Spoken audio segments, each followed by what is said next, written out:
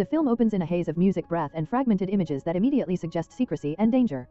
A man is discovered dead inside a discreet condominium known among 5 longtime friends as the Playhouse, a private escape they created to indulge fantasies and affairs away from their marriages.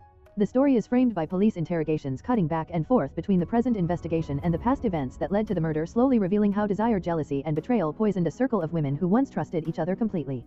Imani Wright, a successful real estate broker, becomes the emotional center of the story. When detectives Harris and Jones question her, she insists the situation is a setup and swears she did not kill anyone. Her fear is palpable, but so is her defiance. The detectives make it clear they already know about the Playhouse and the women's extramarital activities, and they use this knowledge to pressure Imani and her friends, suggesting that one of them has already confessed. As the questioning intensifies, it becomes clear that the police believe the truth lies buried in the women's shared secret life. Through flashbacks, the audience learns how the Playhouse came to exist. Imani, Elaine, Susan, Leslie, and Deidre have been friends since college, bound by a pact to never let marriage, men, or society rob them of happiness. All 5 are married, accomplished, and outwardly successful, yet privately dissatisfied. Imani introduces the Playhouse as both an investment property and a private oasis where they can reclaim control over their desires. Each woman is given a key symbolizing equal ownership and shared responsibility. Some hesitate, particularly Elaine, who is deeply uncomfortable with cheating, but peer pressure and old loyalties ultimately pull them in. The flashbacks also establish the cracks in each marriage. Imani's relationship with her husband Evan is tense and distant, marked by sharp arguments and emotional neglect. Leslie, a model, struggles with her husband Kyrie's infidelity and simmering jealousy.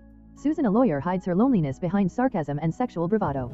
Deidre is openly rebellious, thrill-seeking, and unapologetic, while Elaine clings to moral boundaries even as she feels suffocated by her marriage. Together they convince themselves the Playhouse will protect their families by keeping secrets contained, even as it quietly erodes their trust in one another.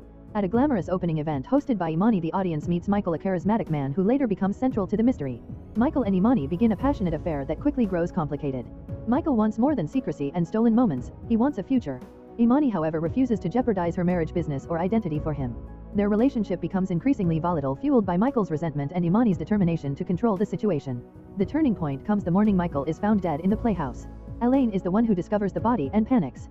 Instead of calling the police, she calls Imani, following the unspoken rule that Imani handles anything related to the house. One by one the women gather, horrified and confused. No one admits to bringing Michael there that night, and no one can explain how he entered the locked property. Tension explodes as suspicion turns inward, especially when they realize Deidre cannot produce her key, claiming she lost it. Back in the present, the police interrogations mirror the women's internal unraveling. Each woman tells her version of events, carefully omitting details and protecting herself. The detectives exploit inconsistencies, hinting at motives rooted in jealousy, fear, and rage.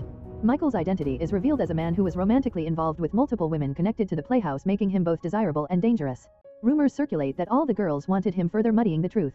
Imani is confronted about her affair with Michael and the argument they had shortly before his death. Flashbacks show their final confrontation, in which Michael demands more and implies threats when Imani refuses. She coldly ends the relationship, warning him to keep quiet and leave. The scene leaves it ambiguous whether Michael returned later to confront her again or if someone else intervened. Deidre becomes a prime suspect due to her criminal record and unapologetic sexual lifestyle. The detectives suggest that her past makes her capable of violence, while she angrily insists that being sexually adventurous does not make her a murderer. Flashbacks reveal that Deidre was with Michael on a different night and sent messages to the group chat attempting to establish an alibi. Still, her missing key and provocative behavior keep suspicion fixed on her. Elaine, meanwhile, struggles with guilt. She insists she never used the Playhouse for affairs despite paying into it, and claims she panicked when she found Michael's body. Her moral discomfort contrasts sharply with the others' pragmatism, making her both sympathetic and suspect. Susan, as a lawyer, understands the legal consequences of their choices and grows increasingly furious that the police were not called immediately. Her fear of disbarment underscores how much all of them stand to lose. As the interrogations continue, the detectives imply that one of the women is the weakest link and that betrayal is inevitable.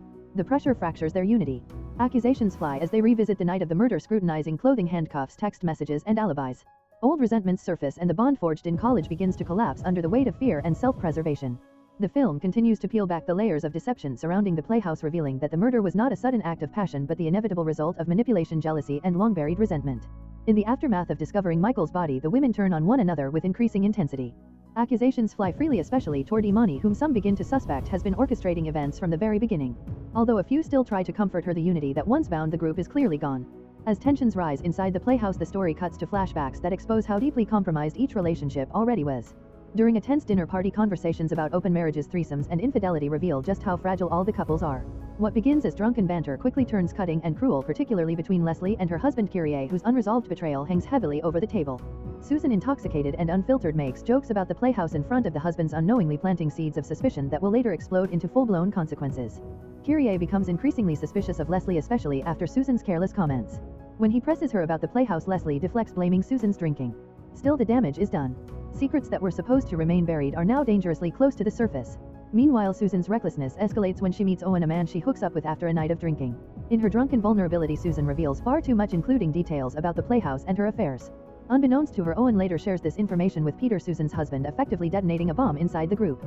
Back in the present, the women realize Susan's loose tongue may have been the catalyst that exposed everything. As they confront her, Susan admits that Peter knows about the Playhouse and all of them. The revelation sends the group into chaos. They argue violently, each blaming the other for their impending downfall. Imani collapses during the confrontation, overwhelmed physically and emotionally, and the women help her to a bed. What appears at first to be concern soon turns into something darker. In a shocking twist, the women turn on Imani completely. They accuse her of manipulating them from the start, using their weaknesses for her own gain. Leslie reveals the most devastating truth: the man she fell in love with, Raymond, was a male escort hired by Imani. Through flashbacks, the audience sees how Leslie's affair with Raymond began as a transaction but evolved into real feelings, leaving her emotionally shattered when she learned the truth. Imani had justified her actions as a way to help Leslie cope with Kyrie's infidelity, but Leslie sees it as unforgivable betrayal. Susan also confronts Imani, admitting that while the sex and freedom of the Playhouse were exhilarating, it ultimately destroyed her marriage.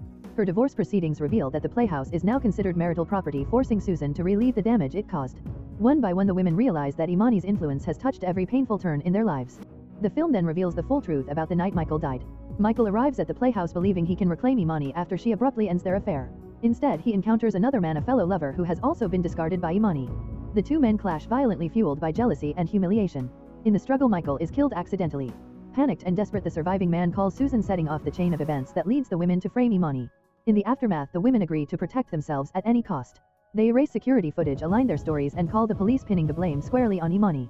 When questioned by detectives, Imani tells a story that sounds unbelievable but is in essence true. Two lovers, both manipulated, turned on each other, and her friends betrayed her to save themselves. The detectives are skeptical, viewing her account as just another elaborate lie. Imani is arrested and held in jail, seemingly defeated. However, the final act of the film reveals that she is far from powerless.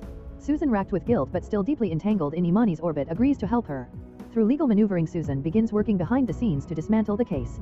Meanwhile, Imani's husband Evan remains oblivious, enjoying the illusion of a perfect marriage and lavish vacations, unaware that he too is being used. The ultimate twist comes when it is revealed that Imani had been recording everything that happened in the Playhouse all along. She possessed footage of every affair, every betrayal, and every secret. Rather than being outplayed, Imani had been playing a much longer game. Susan, unable to resist her attraction to Evan, begins an affair with him exactly as Imani anticipated.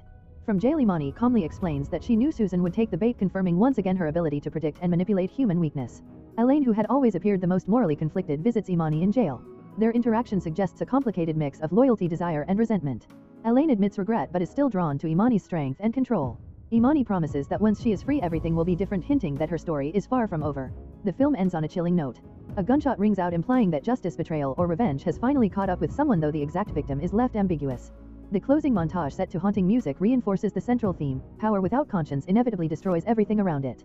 The Playhouse, once a symbol of freedom and empowerment, becomes a monument to greed, manipulation, and moral collapse. In the end, the movie is less a traditional whodunit and more a psychological thriller about control, desire, and the price of living without boundaries. Imani emerges as both villain and victim, a woman who believed she could master everyone around her, only to ignite forces that even she could not fully contain. The final message is clear and unsettling: when secrets become currency and people become tools, no one truly escapes unscathed.